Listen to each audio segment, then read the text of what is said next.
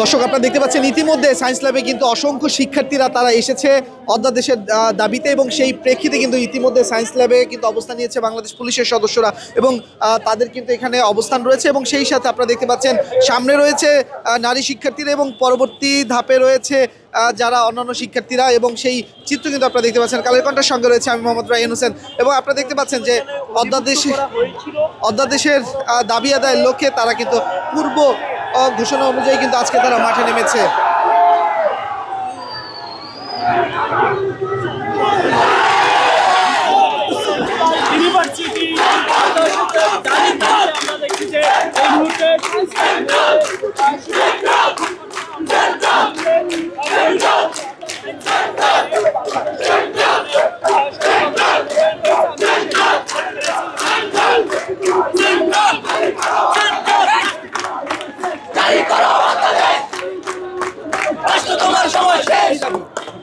আজকে আপনারা দেখতে পাচ্ছেন যে আমরা আসলে সেন্ট্রাল ইউনিভার্সিটির শিক্ষার্থীগণ এখানে এসেছি।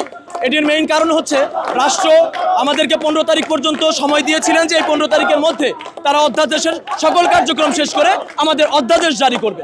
কিন্তু গতকাল রাত্রে আমরা লক্ষ্য করি যে শিক্ষা মন্ত্রণালয় যে নোটিশটা জারি করেছেন সেখানে আমরা হতাশ হয়েছি।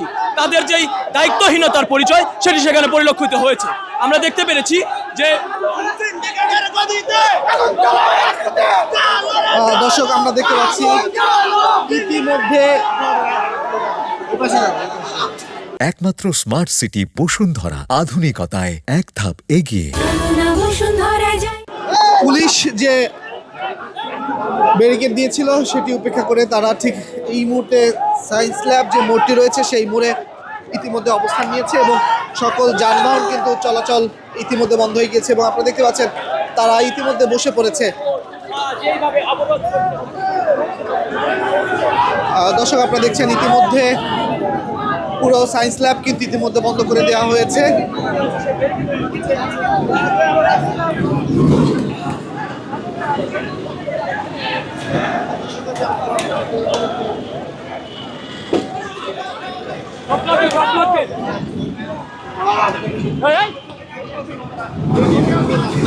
করে দিয়েছেন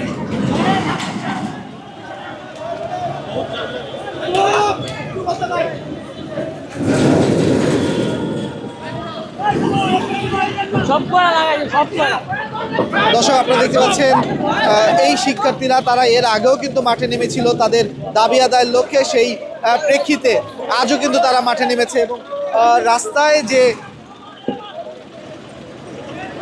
ব্যারিকেডগুলো রয়েছে সেগুলো সামনে রেখে সকল যান চলাচল কিন্তু ইতিমধ্যে বন্ধ করে দিয়েছে।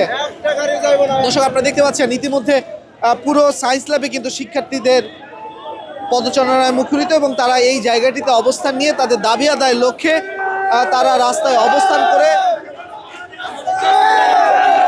স্লোগানের মধ্যে দিয়ে তারা তাদের দাবি আদায়ে পুরো রাস্তাটি ব্লকেট করে দিয়েছে। অর্ডিন্যান্সের দাবিতে কিন্তু তাদের এই শিক্ষার্থীদের বিক্ষোভ কর্মসূচি সেটি চলছে। দর্শক সঙ্গে ছিলাম আমি মোহাম্মদ রায়হান হোসেন, আপনারা দেখছেন কালের কণ্ঠ।